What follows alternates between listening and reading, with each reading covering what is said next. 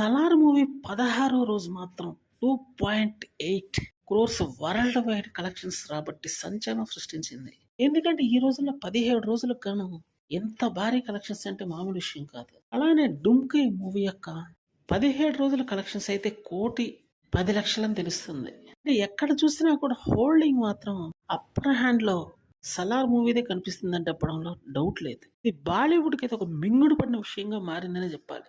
ఎన్ని ప్రయత్నాలు చేసినా, ఎంత ప్రమోషన్స్ చేసినా ఆ డుంకీ మూవీ అయితే లెగవదు. అలాగనే సలార్ మూవీని ఎంత తొక్కేసినా కుదరదు.